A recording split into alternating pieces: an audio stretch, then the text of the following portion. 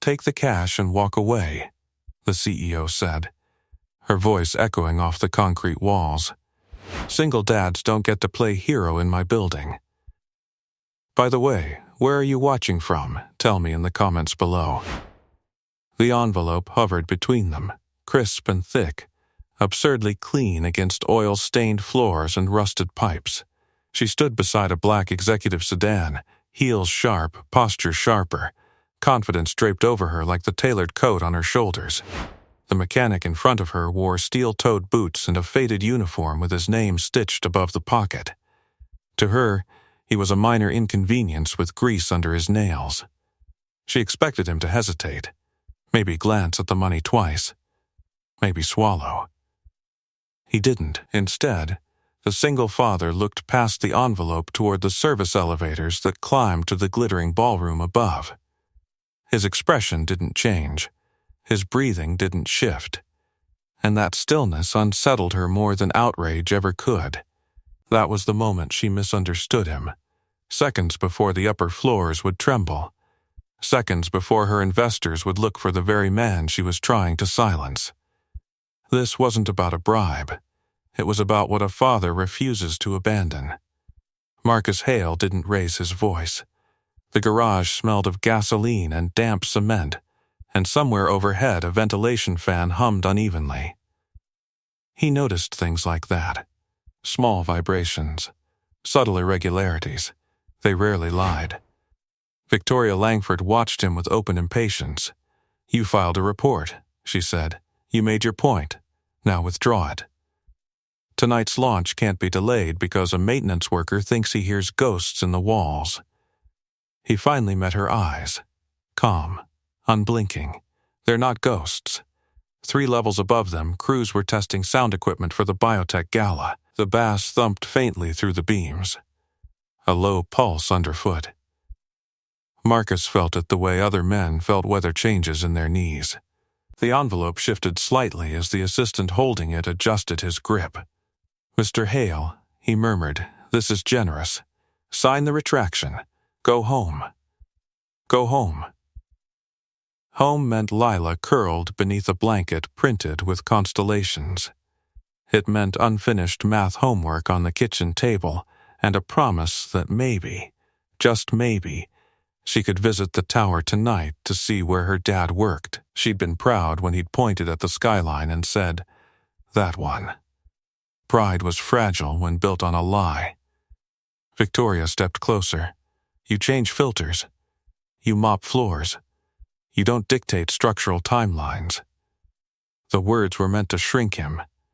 They didn't. Marcus glanced toward the concrete ramp leading upward. He'd already checked the ballroom support columns twice that week. Hairline fractures had spidered along a load-bearing joint. His handheld reader had confirmed stress displacement beyond tolerance. He'd documented everything. Dates. Measurements. Risk projections. Years ago, he'd been trained to calculate failure points under pressure, bridges in hostile zones, temporary bases erected in unstable terrain. He'd worn a different uniform then. Different stakes. Same physics. He looked back at her. "You're pushing too much weight onto a compromised joint." Victoria let out a sharp breath that almost passed for a laugh. "Are you threatening me with engineering jargon? I'm warning you." Silence stretched between them. A security camera blinked red from the corner of the ceiling. Indifferent witness. "You want more money?" She pressed. "Say it." He shook his head slowly. "I don't walk away from things that can crush children." The sentence landed harder than she expected. Her jaw tightened. "Don't weaponize parenthood." "I'm not," he replied evenly. "I'm stating the risk." Footsteps echoed from the ramp. Elliot Crane hurried down. Tablet clutched to his chest, tie loosened. Anxiety written plainly across his face. He slowed when he saw the envelope. "Miss Langford," Elliot said carefully, "the vibration sensors in the ballroom are spiking again." Victoria didn't look at him. "Reset them. We already did. Twice." The bass test upstairs deepened, vibrating through steel and stone. Marcus felt the shift more clearly now, a subtle shudder beneath the surface, like a breath pulled too tight. Elliot swallowed. It matches his report. Victoria finally turned, irritation flashing. It's a calibration error. Marcus listened again, counted seconds between pulses, measured rhythm in his head. The tremor wasn't random. It was escalating. He stepped toward the service elevators. "Where do you think you're going?" she demanded. "Up," he said. "You're not authorized." Another tremor rippled through the floor, slightly stronger. Even Victoria felt that one. Her heel shifted. Marcus pressed the elevator call button. "Open it. You don't give orders here." He didn't look back at her, then consider it a suggestion. The assistant hesitated, glancing between them. Elliot's voice dropped. "If he's right and the joint fails during peak occupancy, it won't," Victoria snapped, but the certainty in her tone had thinned. Above them, a metallic groan carried faintly down the shaft. Not loud, not dramatic, just wrong. Marcus's jaw tightened. He'd heard that sound before, years ago, seconds before a temporary bridge folded under armored weight. He met Victoria's gaze one last time. "You can protect your launch," he said quietly, "or you can protect the people standing on it." The elevator doors slid open with a hollow chime. He stepped inside. The bass upstairs thudded again, heavier now. And this time, even Victoria Langford felt the floor answer. The elevator doors sealed with a metallic clap, and the vibration followed him upward like a warning heartbeat. Marcus felt each pulse through the soles of his boots, measuring the intervals the way he once measured artillery echoes. Count, assess, predict. The lift lights flickered faintly as it climbed. Elliot slipped inside just before the doors closed, breath uneven. "She's going to fire you," he muttered, eyes fixed on the glowing floor numbers. "Maybe," Marcus replied, "but that joint won't care about my employment status." Another tremor passed through the shaft, subtle but sharper than before. Above them, the ballroom doors were already open. Crystal chandeliers scattered white light across polished marble. Investors in tailored suits and silk dresses clustered beneath banners announcing Langford Biotech's breakthrough launch. Laughter rose in controlled waves. Champagne glasses clinked. No one noticed the faint tremble beneath their feet. Marcus stepped out first. The bass test from the sound system rolled across the floor in heavy pulses. He tilted his head slightly, listening beyond the music, to the steel beneath it. Elliot followed, voice tight. "Security's going to block you from the stage." "They won't if you walk with me," Marcus answered. He crossed the edge of the ballroom, moving along the perimeter wall toward a discreet access panel hidden behind decorative drapery. His fingers traced the seam, feeling heat where friction shouldn't exist. The floor shivered again. Near the center of the room, Victoria stood at a raised platform greeting board members, her expression composed for cameras. When she spotted him near the wall, her posture stiffened. She moved quickly, heels striking marble. "What are you doing up here?" "Checking what you ignored." "You don't have clearance." A sharper metallic creak interrupted her. It wasn't loud enough to silence the crowd, but close enough that a few guests turned their heads. Marcus pressed his palm flat against the column casing. The vibration pattern had changed, less rhythmic now, more chaotic. "It's escalating," he said quietly. Victoria folded her arms. "You're causing a scene. I'm preventing one." She leaned closer, voice low and edged. "I offered you a way out, generous compensation. You chose drama." He held her gaze evenly. "I chose responsibility." The sound system boomed as technicians raised volume for a lighting cue. The bass thudded harder, reverberating through the structural beams above the ballroom ceiling. Marcus felt a spike beneath his hand. Elliot swallowed. The sensors just pinged again. Victoria's jaw tightened. They're miscalibrated. Marcus crouched and removed the decorative panel with a swift twist of his screwdriver. The exposed steel joint behind it showed faint stress lines, almost invisible under polished casing, but real. "You're not touching that," she snapped. "It's already moving." Another tremor rolled outward, stronger this time. A ripple of confusion passed through nearby guests as champagne in their glasses quivered. Marcus stood. "You need to pause the program." Victoria shook her head immediately. "Absolutely not. Investors flew in from 3 countries, and they'll sue from hospital beds if this drops." Her eyes flashed. "Don't exaggerate." He took a slow breath. "I don't." Across the ballroom, the host tapped the microphone. Feedback squealed briefly. "Ladies and gentlemen, if we could direct your attention to the stage." Victoria stepped backward toward the platform, voice tight. "This conversation is over." Marcus watched as she ascended the steps, smoothing her coat, transforming irritation into executive poise. Cameras angled toward her. Applause rose. The floor trembled again. Elliot's tablet vibrated in his hand. He stared at the screen. Load distribution just exceeded safe variance. Marcus moved toward the service corridor that led behind the stage. "Then we stabilize before variance becomes failure." Security guard stepped in front of him. "Sir, this area is restricted." He didn't raise his voice. "If I don't access that junction in the next 2 minutes, you're going to need more than security." One guard hesitated, glancing at the subtle tremor underfoot. From the stage, Victoria began her keynote, voice amplified and confident. "Tonight marks a new era of innovation." The words were steady.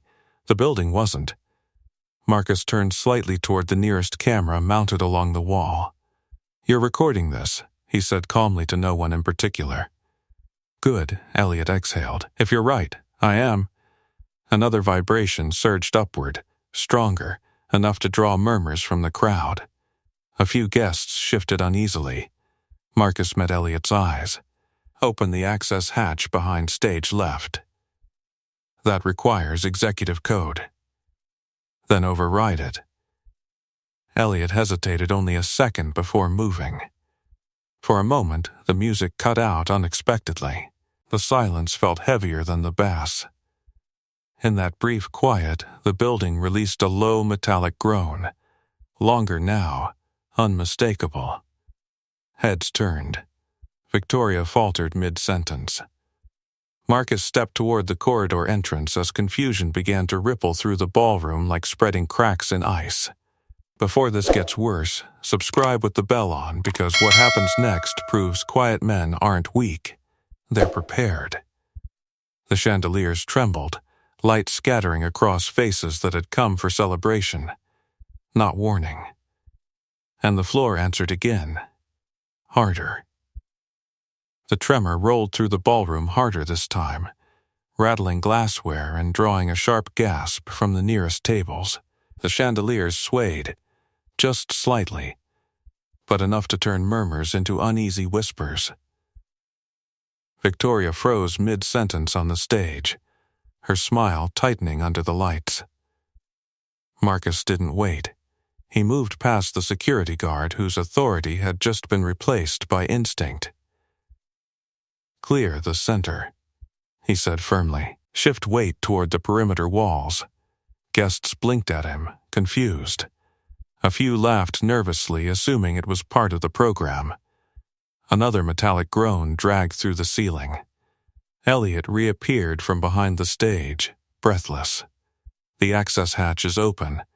"Good."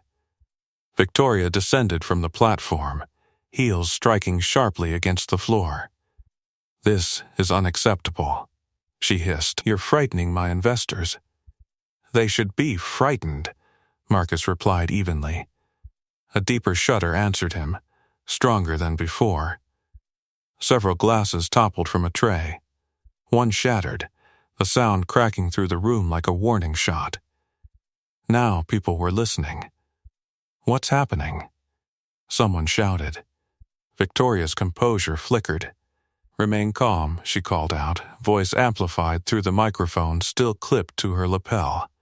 "It's a minor technical issue." Marcus shook his head once. "It's not minor." He stepped onto the edge of the stage without asking permission. A ripple of surprise moved through the audience at the sight of a maintenance worker standing beside the CEO. "Ladies and gentlemen," he said, voice steady but firm, "I need you to move toward the outer corridors. Walk. Don't run." Victoria grabbed his arm. "You don't control this room. I control whether this joint holds another 5 minutes." The words cut through the rising noise. Elliot climbed onto the stage, tablet shaking in his hand. Load variance just spiked again. The south support is shifting 3 millimeters every 30 seconds. Victoria stared at the numbers on the screen. For the first time, doubt cracked through her certainty. The floor lurched, not violently, but enough to tilt the illusion of safety. A chandelier chain creaked loudly overhead. A woman near the center stumbled, clutching the table for balance. Marcus leaned toward Victoria, voice low and controlled. "You can keep your reputation intact, or you can keep them intact. Choose." Her jaw tightened. Cameras were still rolling. Board members were watching. So were hundreds of guests. Another groan ripped through the ceiling, longer now, deeper. "Evacuate the room," she said finally, the words forced but clear. Relief didn't show on Marcus's face. He was already moving. "Elliot, trigger fire alarm override. It'll move them faster without panic." Within seconds, the sharp wail of the alarm pierced the ballroom. Red strobes flashed against marble and silk. Controlled chaos erupted. "Follow the exit signs." Marcus called out, guiding clusters toward the stairwells. "Stay to the walls." The base equipment powered down abruptly, but the absence of sound made the building's distress more audible, steel grinding faintly above plaster. Victoria stood near the stage, watching her meticulously planned launch dissolve into evacuation lines. Her hands trembled, though she hid them behind crossed arms. Elliot's voice cracked. "The south beam's torque is accelerating." Marcus glanced toward the ceiling. "We stabilize it from below." "That area's sealed," Elliot said. "Not to me." He moved toward the backstage corridor. Security followed without argument now. Behind the curtain, the air felt warmer. The access hatch yawned open above a service ladder. A low vibration hummed through the metal rungs. Marcus grabbed a toolkit from the wall cabinet. "Cut the decorative weight panels," he instructed. "They're adding unnecessary load." Elliot hesitated. "With what?" Marcus tossed him a wrench. With urgency, another tremor pulsed through the structure. Dust sifted faintly from a seam overhead. From the ballroom beyond the curtains came the thundering shuffle of hundreds of feet moving toward exits. The evacuation was working, but time was thinning. Victoria appeared at the corridor entrance, breathing harder than she wanted anyone to notice. "Tell me what you need." He didn't look down at her. "Clear the entire south quadrant. No one under this beam. It's already in motion. Then move faster." For a heartbeat, she simply stared at him, at the steadiness in his posture, the precision in his commands. This wasn't guesswork. It was control under pressure. She turned sharply and began issuing orders to security, her voice carrying sharper authority than before, but now it followed his. Marcus climbed the ladder toward the exposed joint. The metal groaned again, closer this time, and as his hand reached the compromised beam, he felt the exact moment the stress line deepened beneath his palm. The stress line deepened beneath his palm, a faint shift in the steel that most men would have missed, but not him. It felt like a pulse trying to break through bone. Marcus braced one boot against the ladder rung and leaned closer to the exposed joint, a thin fracture traced along the weld seam, barely visible under the emergency lights flashing red below. The beam wasn't failing all at once. It was unraveling, incrementally, predictably. Torques increasing, Elliot called from below, voice echoing up the service shaft. "I know," Marcus replied calmly. "Kill power to the decorative rigging on this side. Every pound matters." Another tremor rippled through the frame. Dust sifted into his hair. Somewhere beneath the curtains, the evacuation alarm wailed without mercy. Victoria's voice cut through the chaos from the corridor. "South quadrant is nearly clear." "Nearly isn't clear," Marcus shot back. He adjusted his stance and pulled a compact brace from his toolkit, a reinforced steel clamp normally used for maintenance stabilization during inspections. It wasn't designed for emergency structural support, but physics didn't care about design labels.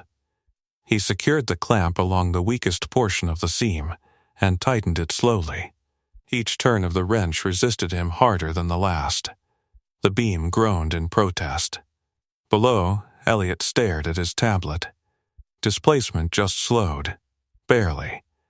But it slowed. Marcus exhaled through his teeth. Good. That buys us seconds.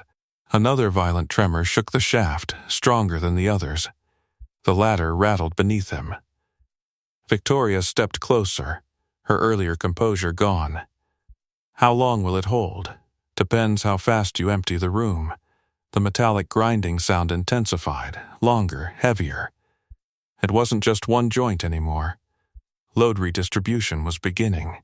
If one point failed, the stress would cascade. Marcus tightened the clamp again until his forearm burned.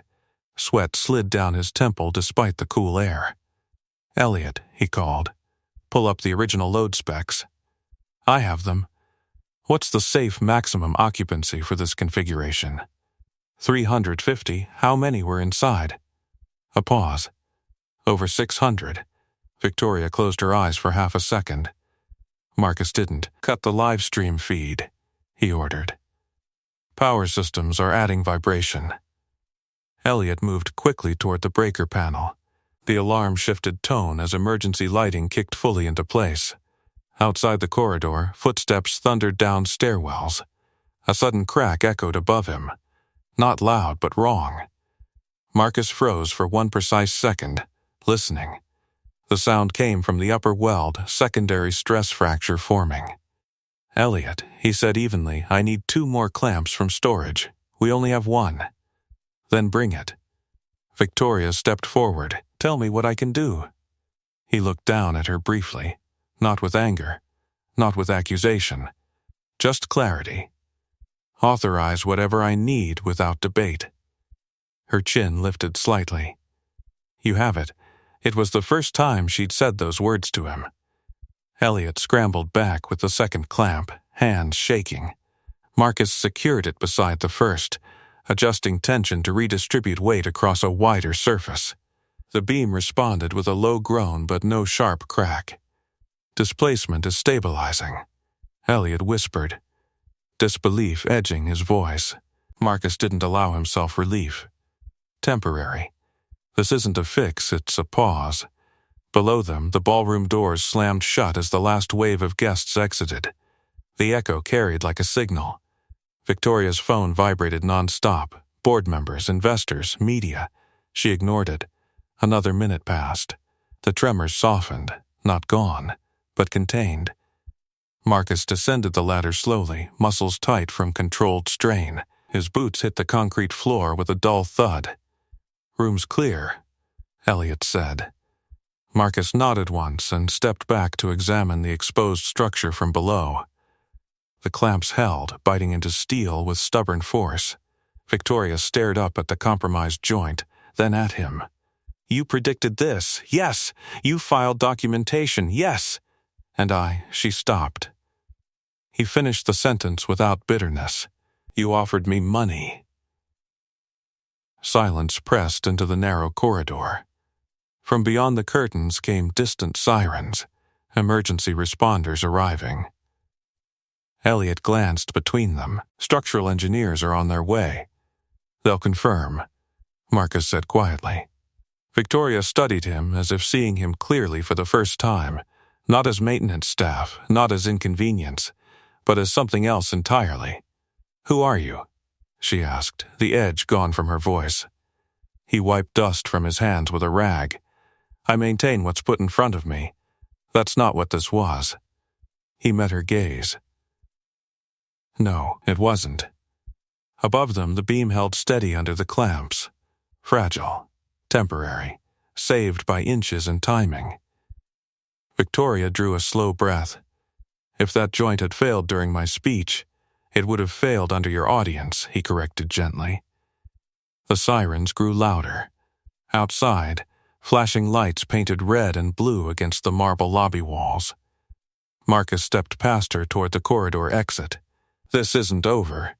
She followed without argument. Because for the first time that night, Victoria Langford understood something she hadn't in the garage. The building had listened to him. And so would everyone else. The sirens bled into the corridor as emergency crews flooded the lobby below, boots striking marble in urgent rhythm. Marcus stepped out from behind the stage curtains into a ballroom now emptied of investors and applause. The chandeliers still trembled faintly, as if remembering the weight they'd almost carried too long. Victoria stood beside him, staring at the exposed access panel like it had personally betrayed her. Fire officials moved in quickly, scanning the ceiling with thermal sensors. One of them, a senior structural engineer, looked up toward the clamped joint and frowned. Who stabilized this? Marcus didn't answer immediately. Elliot did. He did. The engineer glanced at the oil-stained uniform, then back at the clamps biting into the weld seam. That wasn't guesswork. No, Marcus said calmly. It wasn't. Another responder approached with a tablet displaying structural scans. We're detecting load fatigue across the south support. If occupancy had remained at peak density. He didn't finish the sentence. Victoria swallowed. How long would it have held? The engineer met her eyes. Minutes, maybe less. Silence pressed down heavier than the failed beam. Marcus walked toward the edge of the ballroom floor and crouched, pressing his palm lightly against the surface. The tremors had eased, but residual stress vibrated faintly beneath his touch. It's redistributing, he murmured. The engineer studied him more closely. What's your background? Maintenance. That's not what I asked. Marcus stood slowly. Former Army Corps structural engineer. The words landed with quiet weight. Victoria blinked. You never disclosed that. You never asked. The fire official's posture shifted subtly, from authority to professional respect. Combat infrastructure? Yes. The engineer nodded once. Explains the clamps. Elliot exhaled shakily, relief mixing with awe. He filed a full risk assessment earlier this week. All eyes moved to Victoria. Her jaw tightened, but she didn't look away this time. I reviewed it, she admitted quietly. I chose to proceed. Outside the ballroom, flashing lights reflected off polished glass walls. Media vans were already lining the street below. The evacuation hadn't gone unnoticed. Marcus turned toward the corridor. You'll need to close this floor until permanent reinforcements are installed. We will, Victoria said quickly, almost reflexively. Not tomorrow, he added. Tonight. The engineer nodded. He's right. A sudden crack echoed again, small, but sharp enough to snap every head upward. One of the temporary clamps shifted half a centimeter. Marcus reacted instantly, moving back toward the ladder, everyone out of this quadrant. We just cleared it, Elliot said, panic creeping back. Then, clear it again. Victoria hesitated only a second before turning toward security. Move, now. Boots pounded as responders repositioned. The building groaned in low protest. Marcus climbed halfway up the ladder, assessing the clamp tension. The steel was adjusting to the reduced load, but unevenly. He tightened the secondary brace with slow precision. The groaning softened. Below, Victoria watched his every movement, not with skepticism now, with realization. "This isn't over," he said quietly without looking down. "No," she answered. "It isn't." He descended carefully. Outside the corridor entrance, a cluster of reporters had already breached the lobby perimeter. Camera lights flickered through glass panels like distant lightning. Elliot's tablet buzzed non-stop. Board members are demanding statements. Victoria straightened her shoulders, instinctively slipping back into executive posture. But something in her expression had shifted. She looked at Marcus. "They're going to ask how this happened." "Tell them," he said evenly. Her eyes narrowed slightly. "Tell them what? That you were warned." The words weren't sharp. They were factual. A paramedic passed through the hallway, confirming no injuries. The miracle of it hung unspoken. Victoria's phone vibrated again. This time she answered. "Yes," she said into the receiver, voice measured but thinner than usual.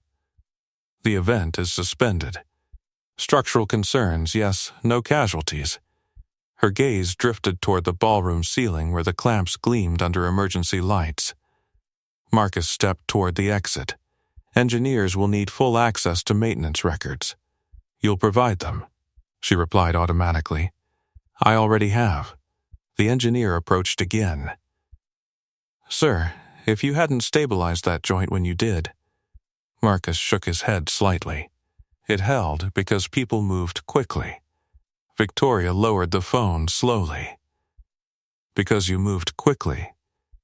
He didn't respond. Outside, the first live news broadcast began streaming across social media. Headlines scrolled in real time. Biotech Gala evacuated after structural failure. Marcus paused near the service elevator. Before the board rewrites the story, subscribe with the bell on, because what comes next isn't about damage control. It's about truth under pressure. Victoria stepped closer to him, no longer towering, no longer dismissive. "You saved my company tonight," she said quietly. He met her gaze. "I saved the people inside it," and beyond the glass walls, cameras kept rolling as the narrative began to shift. Reporters clustered near the barricades outside Langford Tower, microphones raised, voices urgent. Red and blue lights pulsed across the marble lobby as first responders moved with practiced efficiency. Inside the ballroom, engineers set up laser levels and portable scanners, mapping stress fractures that had nearly rewritten the night. Marcus stood near the service elevator, hands resting loosely at his sides, watching professionals confirm what he already knew. One of the structural engineers crouched beneath the exposed beam and let out a slow whistle. "These fractures didn't form tonight," he said. "This is cumulative fatigue. Weeks, maybe months." Victoria heard it. Her shoulders stiffened. Elliot stepped forward with his tablet. Maintenance logs show repeated microvibration warnings starting 3 months ago. The engineer looked up. Were they addressed? Silence settled like dust. Marcus didn't speak. He didn't need to. Victoria finally answered. They were deferred. "For budget?" The engineer asked flatly. "For scheduling," she replied. But even she heard the weakness in it. Another scan lit up the engineer's screen.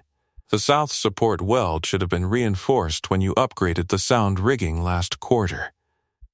Elliot's eyes widened. That was part of the expansion plan. Marcus nodded once. More weight. Same structure. Victoria turned toward him slowly. "Why didn't you push harder?" He met her gaze without hostility. "I filed escalation twice." "You could have." "What?" he interrupted gently. "Gone over your head?" She didn't answer. Across the ballroom, a news crew managed to angle a camera through the open lobby doors, capturing glimpses of the exposed joint and flashing emergency lights. The story was spreading faster than she could control. A board member burst through the elevator doors, breathless and furious. "Victoria, what happened? Investors are already calling legal." She composed herself automatically. There was a structural irregularity. "It's contained." The engineer straightened. "Contained because he stabilized it." The board member followed the gesture toward Marcus, taking in the grease-stained uniform and calm posture. "He?" Former Army Corps structural engineer, Elliot added quickly. Recognition flickered faintly in the man's eyes. Respect followed. Marcus shifted slightly, uncomfortable under attention. It was physics, not heroics. The board member turned back to Victoria. "You were warned?" She hesitated. Cameras outside zoomed closer. "Yes," she admitted. The word felt heavier than the beam above them. Another engineer approached with a printout. "We'll need full closure of this floor. Immediate reinforcement. Media's already reporting potential negligence." Victoria inhaled slowly. "Draft a statement." The board member leaned closer, voice low. "If documentation shows ignored safety warnings, we're exposed." Marcus watched the exchange with steady eyes. This wasn't personal revenge. It was consequence. Elliot stepped beside him quietly. "They're pulling your report from archives. It's time-stamped before the event." "Good," Marcus replied. "You knew this would happen," Elliot said softly. "I knew the structure would fail under strain," he corrected. "Everything else is human." A reporter's voice echoed faintly from outside. "Sources confirm a maintenance worker raised early concerns." Victoria heard it too. She looked at Marcus again, this time without defensiveness. "You could have taken the money," she said under her breath. He didn't look away. "And watched it collapse?" A long pause stretched between them. "No," she said quietly. Another board member arrived, face pale. "Legal wants clarity. Did you attempt to silence him?" Victoria's spine straightened reflexively. The old instinct to protect image at any cost rose fast. But the exposed beam above them gleamed under emergency lights, clamps biting into steel like visible truth. "Yes," she said finally. "I did." The admission stunned even Elliot. Marcus didn't react outwardly. Inside, something settled, not triumph, not anger, just confirmation. Outside, camera flashes intensified. Social feeds were already dissecting the unfolding narrative. The mechanic who warned. The CEO who dismissed. The engineer approached Marcus once more. "We'd like you present during full structural reassessment. Your calculations were precise." Victoria glanced at him. "You'll be compensated." He shook his head slightly. "I'll be present." "For the company?" she asked. "For the building," he replied. Silence followed that, cleaner than before.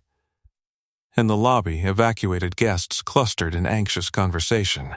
Some recognized him now, pointing quietly. A few nodded in gratitude as he passed. The tremors had ceased entirely, replaced by the distant hum of generators and low murmur of media speculation. Victoria stepped closer to him near the service corridor. Her voice was steady now, stripped of arrogance. "You saved hundreds of lives." He considered that. They saved themselves. They moved. Because you told them to. He met her eyes one last time in the flickering emergency light. You told them to. The difference between them wasn't competence. It was timing, and outside the glass walls, the world was deciding which part of that timing mattered most. Inside the ballroom, the emergency lights cast long shadows across exposed steel and overturned chairs. The noise had shifted from panic to procedure, measured voices, scanning devices, radios crackling with updates. The crisis had passed its breaking point. Now came the reckoning. Marcus stood beneath the compromised beam while engineers installed temporary supports beside his clamps. The metallic clicks of reinforced braces locking into place echoed through the hollowed room. Load is fully redistributed, one engineer confirmed. Structure stable for now. For now, Marcus repeated quietly. Victoria moved through the ballroom with board members flanking her. Her posture firm, but no longer untouchable. Whispers followed her steps. Investors who had once leaned in close now kept a cautious distance. A senior board member turned toward her. "We need to address the media immediately." "We will," she replied. "And him?" The board member's gaze shifted toward Marcus. She followed it. He was wiping dust from his hands again, movements unhurried. There was no triumph in his expression, just fatigue. "He'll be there," she said. Across the lobby, reporters surged against security lines. Microphones stretched forward like spears. A rumor had solidified into fact. The building had nearly failed. A maintenance worker had raised warnings. The CEO had tried to quiet him. Elliot approached Marcus, voice low. "They're requesting your name." He hesitated. "They already have it," Elliot added gently. Marcus nodded once. Victoria stepped up beside him, not in front of him. The subtle shift didn't go unnoticed. The lobby doors opened. Flashbulbs erupted instantly, flooding the space with white bursts of light. Questions overlapped in sharp waves. Was this negligence? Were safety warnings ignored? Is it true a staff member predicted the failure? Victoria raised her hand slightly, signaling for calm. "There was a structural risk that was identified earlier this week," she began, voice clear but stripped of polish. "That risk was not acted on with the urgency it required." A ripple moved through the press pool. She didn't deflect. She didn't soften it. "I made that decision," she continued. Marcus felt the weight of the admission settle over the room. A reporter leaned forward. "And the employee who raised concerns?" Victoria turned toward him. "This is the man who stabilized the beam and directed the evacuation." Cameras pivoted instantly. He stepped forward reluctantly, shoulders squared but expression steady. The flashes intensified. "Sir," a reporter called, "how did you know the structure would fail?" He answered without drama. "Because stress doesn't lie." Murmurs passed through the crowd. "Your maintenance staff?" Another asked skeptically. "Yes, and you predicted this?" "I assessed it." A pause. Victoria's voice cut in, not defensive, not commanding. "He is also a former Army Corps structural engineer." The air shifted. Questions changed tone. "How long ago did you serve? What specific warning did you file?" Marcus kept his answers brief. 3 days ago. Documented load variance and weld fatigue. Recommended immediate reinforcement. And you were ignored? Silence stretched. Victoria didn't step away from it. "Yes." Gasps rippled faintly through the lobby. The board members behind her shifted uncomfortably, but none interrupted.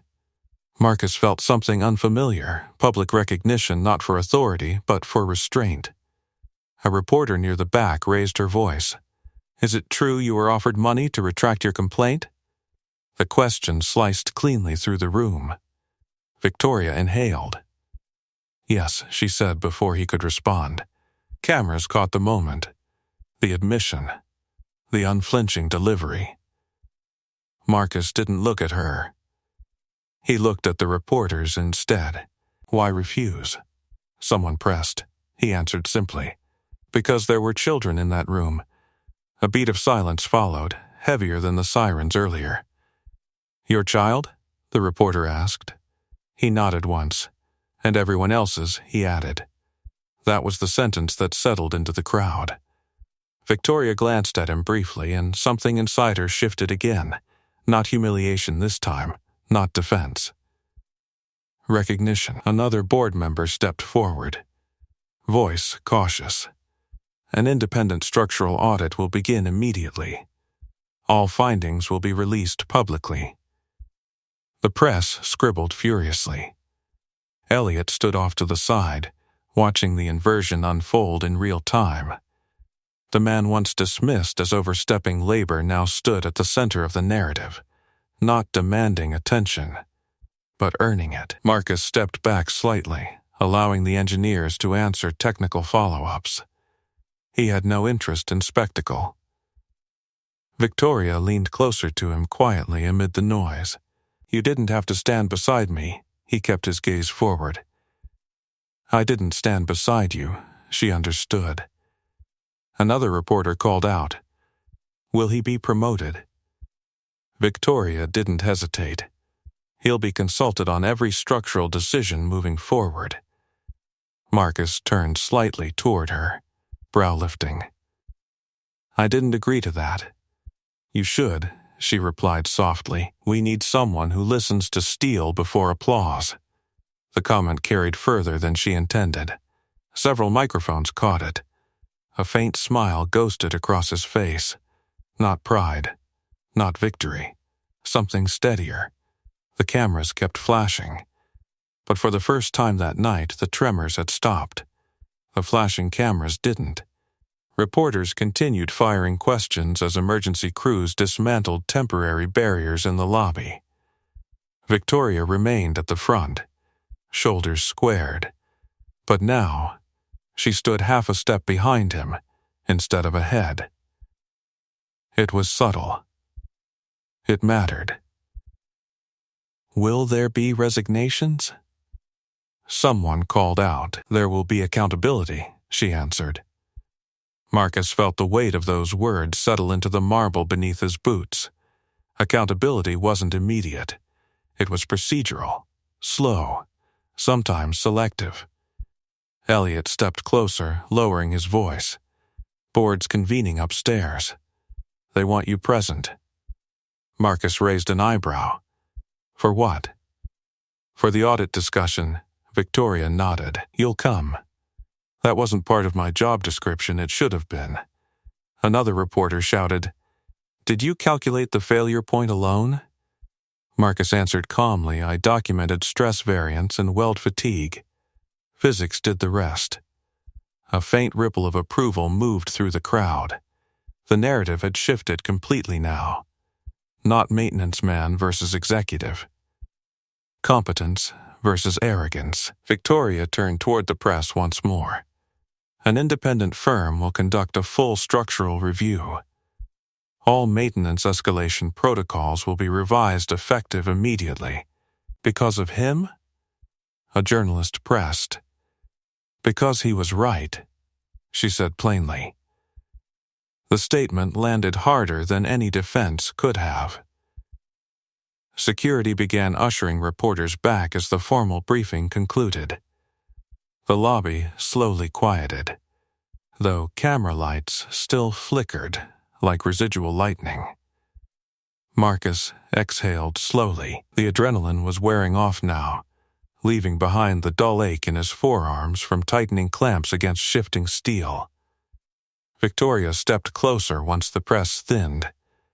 "You'll have a formal role in this audit." "I'm not interested in a title," he replied. "I didn't offer one." He studied her expression carefully. The arrogance that had defined her in the garage was gone. In its place, something less polished, more deliberate. "I offered you money," she said quietly. "You offered me truth." He didn't respond. Elliot checked his tablet. "Board's ready." They moved toward the executive elevators, the same ones Marcus had once been denied access to without clearance. No one stopped him now. As the doors closed, Victoria's reflection shimmered beside his in the mirrored interior. "You could have humiliated me out there," she said. "I wasn't trying to. But you could have." He shrugged lightly. The building did that. The elevator ascended smoothly, ironically stable compared to the trembling ballroom they'd left behind. When the doors opened to the executive floor, the contrast was sharp: plush carpeting, abstract art, quiet air scented faintly with expensive polish. Power lived here. Decisions that bent budgets and timelines happened behind these glass walls. Tonight, they would bend differently. Inside the boardroom, suited executives sat around a long walnut table, faces tight with concern. The skyline stretched behind them in glittering indifference. Victoria took her seat, but not at the head. She gestured for Marcus to sit beside the engineers instead. A murmur traveled around the table. One board member cleared his throat. "We need clarity on procedural failure." Marcus remained silent. Victoria answered first. "We deferred reinforcement upgrades to preserve event timelines and quarterly optics." "And the report?" Another asked. I dismissed it. The room absorbed that. An independent auditor dialed in via video call. Initial findings confirm cumulative fatigue. Immediate reinforcement is mandatory. Marcus leaned forward slightly. The weld seam wasn't designed for upgraded rigging load. The expansion plan exceeded tolerance. Heads turned toward him. "You reviewed the expansion specs?" someone asked. "Yes.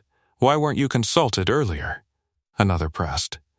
Victoria spoke before he could, because I saw his uniform before I saw his credentials.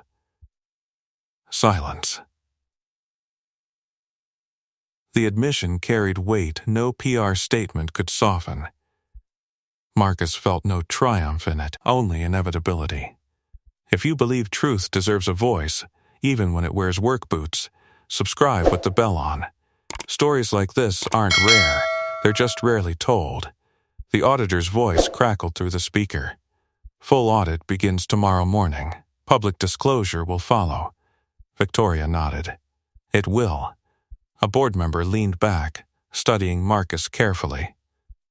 "Would you accept a formal structural oversight role?" He paused. His thoughts flickered briefly to Lila, her constellation blanket, her quiet pride in pointing at the tower. "I'll accept responsibility," he said evenly. "Not status." The distinction lingered. Victoria allowed herself the faintest nod. "Then we begin with responsibility." Outside the boardroom windows, the city lights shimmered steady and unshaken. Inside, something fundamental had shifted, not the structure of steel and concrete. The structure of power. The boardroom remained quiet for a long moment after his words settled.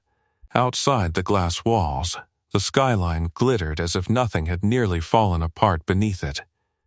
Inside, the executives shifted in their seats, recalibrating their understanding of the man who had walked in wearing a maintenance uniform, and now spoke in the language of load tolerances and structural integrity.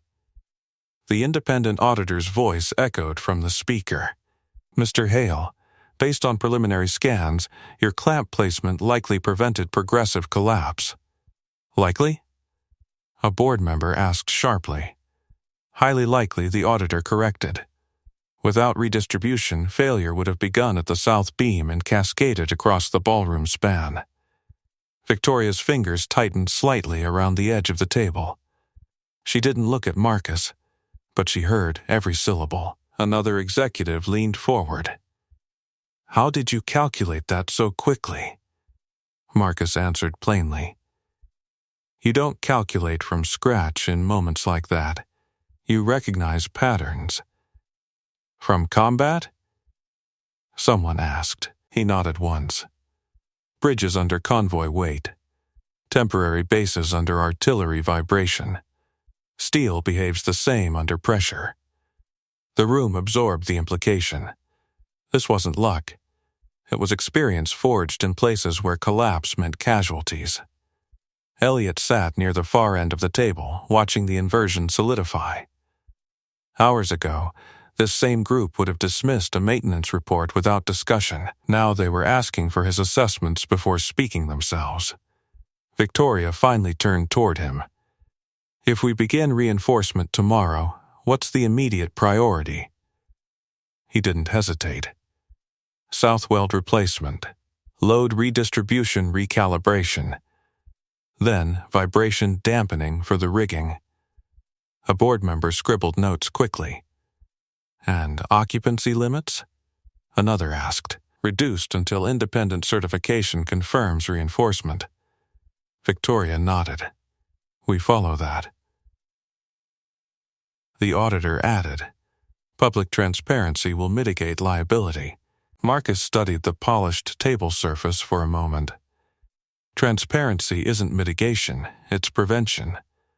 A faint shift moved through the room again. Victoria didn't argue. Then we prevent. Phones vibrated intermittently across the table as social feeds updated in real time. Headlines had evolved from speculation to admiration. Maintenance worker saves hundreds at Langford Gala. Ignored safety report revealed. A board member exhaled slowly. The narrative's already written. Marcus met his gaze. Narratives don't hold beams. Silence followed, then, unexpectedly, a few restrained nods. Victoria leaned back slightly. Tomorrow morning we hold a second press briefing. Not defensive. Informative. And you'll stand beside him again? The same board member asked carefully. Yes, she said. The answer carried no hesitation now. The auditor concluded. Full audit results within 48 hours. The call ended, leaving only the hum of city air conditioning and the faint ticking of a wall clock. For a moment, no one spoke. Then Victoria addressed the room directly. I attempted to silence a safety concern because it threatened optics. That decision ends tonight. The directness startled even Marcus. We establish an independent safety oversight committee, she continued. He will sit on it. A board member cleared his throat. Formally? Formally. All eyes turned toward him. Marcus shifted slightly in his chair. I won't be a symbol. You won't be, Victoria replied. You'll be a safeguard. The word lingered. Outside the boardroom, staff members moved quietly, aware that something significant had occurred, but unsure how deeply it would ripple. In the lobby below, reporters still lingered, waiting for follow-up statements. Elliot finally spoke. Voice softer now. Your report. It was precise. Even the time-stamped vibration patterns matched tonight's escalation. Marcus gave a small nod. Patterns repeat when ignored. Victoria looked at him fully then. Why stay, she asked.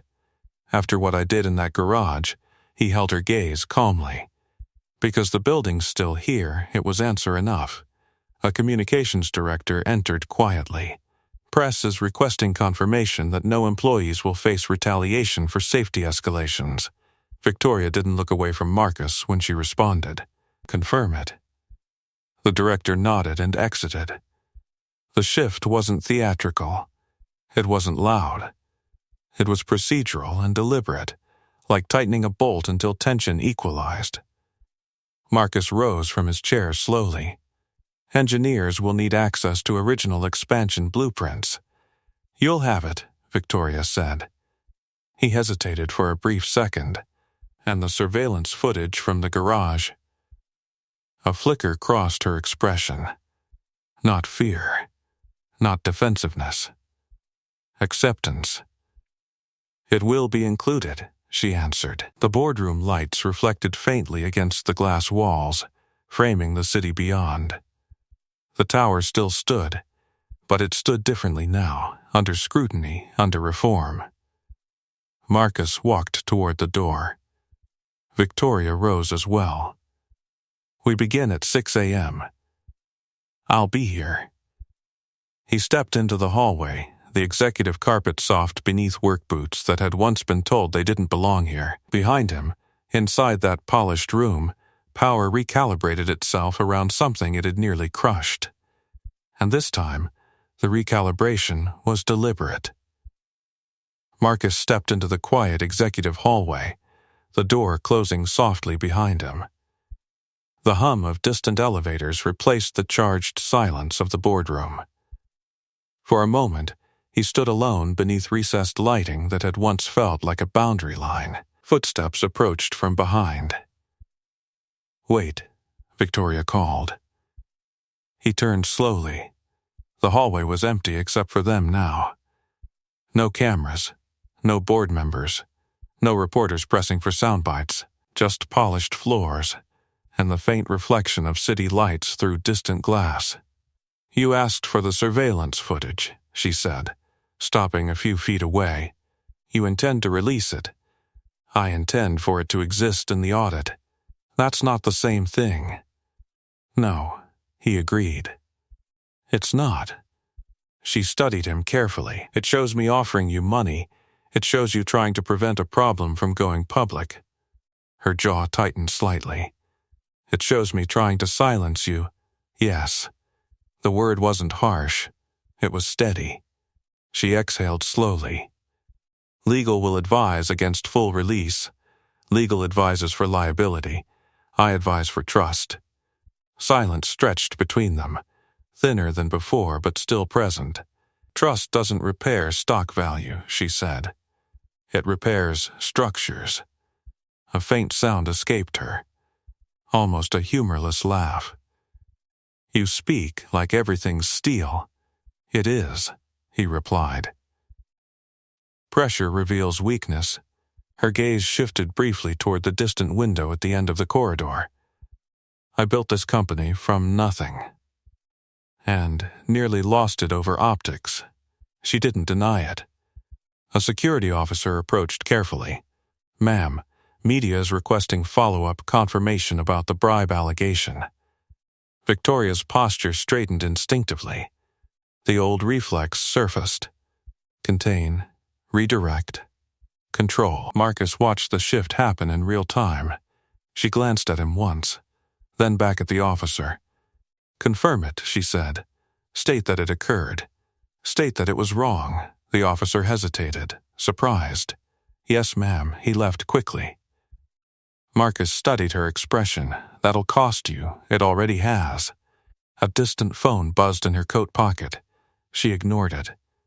"You could walk away now," she said quietly. "No one would blame you." "I'm not here for blame." "Then what are you here for?" He considered that for a second.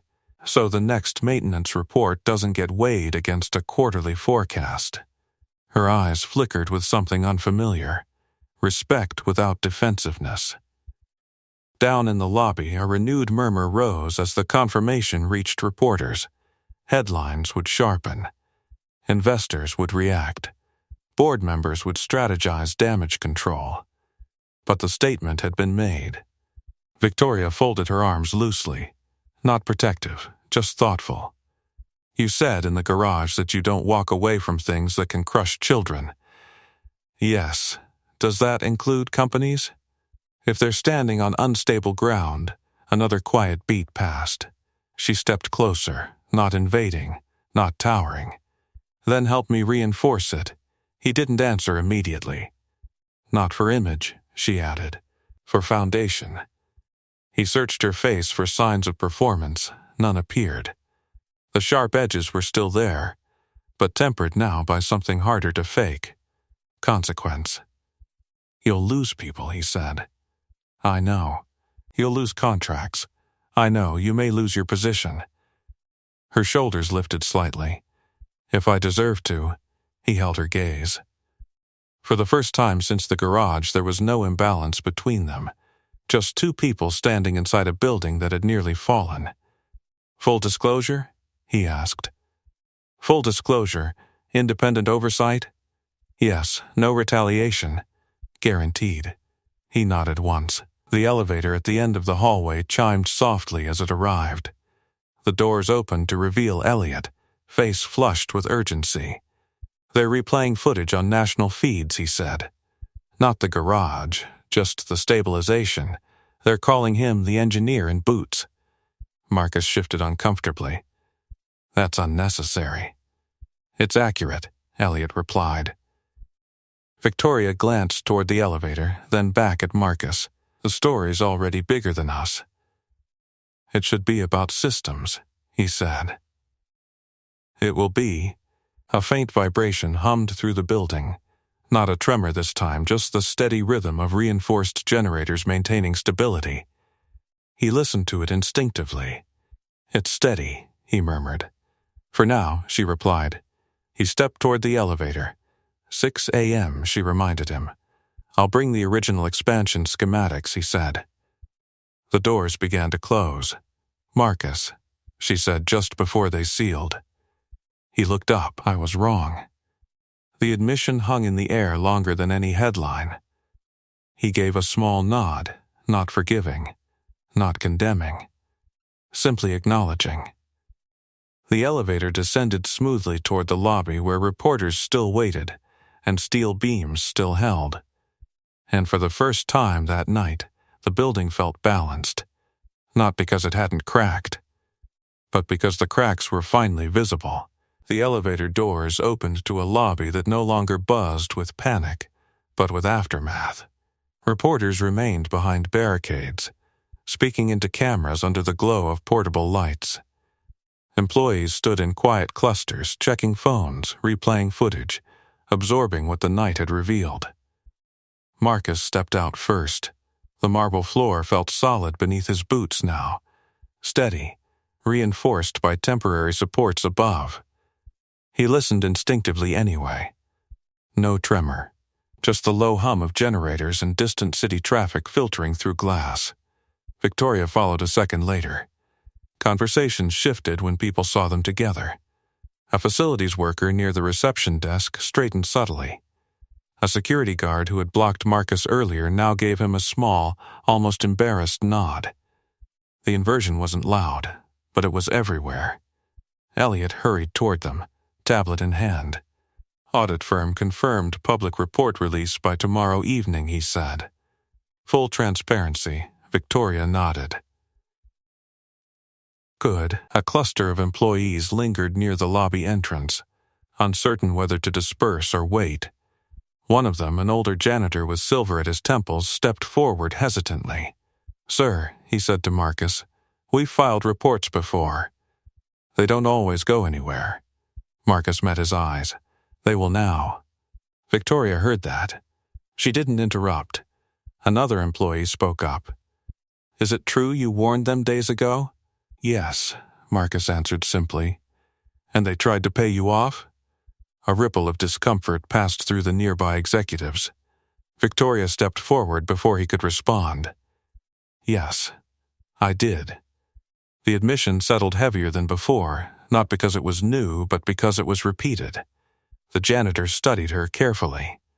And now? Now, she said steadily, we changed the escalation process. Independent review, no internal suppression. Silence lingered for a second, testing the sincerity of the words. Marcus glanced toward the revolving doors where reporters still waited. They'll ask again, he said quietly. I'll answer again, she replied. A facilities supervisor approached with a clipboard. South quadrant sealed. Engineers recommend full closure for 72 hours. Approve it, Victoria said immediately. No debate, no delay. Marcus watched the reaction ripple through the staff, subtle but unmistakable. They were listening to how quickly she answered now. Outside, a reporter's voice carried faintly through the glass. Sources confirm internal warnings were raised.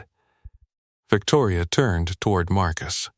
We'll address them one more time before midnight. He nodded. They stepped together toward the entrance barricade where cameras flared back to life. The night air outside felt cooler, sharper against overheated nerves. A reporter called out immediately, will anyone be held accountable beyond public apology? Victoria didn't hesitate. Yes. Will that include you? Yes. The directness startled even seasoned journalists. And the employee who warned you? Another asked. Will he face retaliation? No, she said firmly. He will help redesign our oversight. Cameras pivoted toward Marcus. He spoke only when prompted. Structures fail when warnings are ignored. That won't happen again here. The phrase was simple. It carried. One final question cut through the noise. What changed your mind? Victoria paused, not for performance, but for truth. He refused to walk away, she said. Flashbulbs burst brighter. Marcus didn't look at her. He looked at the building rising behind them, lights glowing steady in upper floors that now stood empty. Inside the lobby, employees watched through glass, some with folded arms, some with cautious hope. The press conference wound down gradually. Questions thinned. Microphones lowered. As the reporters dispersed, a young intern approached hesitantly from the side entrance. "Sir," she said to Marcus, "I almost dismissed a vibration alert last month." "I won't again." He offered a small nod. "Good." Victoria overheard it. Back inside, the lobby lights dimmed slightly as cleanup crews resumed work. The atmosphere felt different now, not celebratory, not defeated. Reset. Victoria stopped near the reception desk and faced him fully. "The board will review my position," she said quietly. "That's between you and them," he replied. "And you? I'm here at 6. A faint, tired smile touched her expression. "Of course you are." He glanced once more toward the ballroom floor above, toward the reinforced clamps holding through the night. No tremors, just the steady hum of systems recalibrating. Victoria extended her hand, not as a superior, not as a savior, as a partner in consequence. After a brief pause, he shook it. The grip was firm, even, and somewhere within the structure of steel and policy and reputation, something foundational had shifted permanently. Not because collapse had been avoided, but because warning had finally been heard. The lobby thinned out slowly after midnight. Cleanup crews moved like quiet shadows across marble, resetting chairs, wiping dust from surfaces that had nearly become headlines for a different reason. The building stood steady now, reinforced, humbled. Marcus stepped outside into the cold night air. The barricades were gone. Media vans had rolled away, chasing fresher crises. Only a few security lights remained, casting pale halos onto the pavement. Victoria stood near the entrance, coat wrapped tightly against the wind. The city noise felt distant compared to the metallic groans that had filled the evening hours. "They'll vote tomorrow," she said without looking at him. "For or against?" he asked. "For accountability." He nodded once. "Good." She turned toward him. "You were right about one thing. Only one?" A faint, tired smile crossed her face.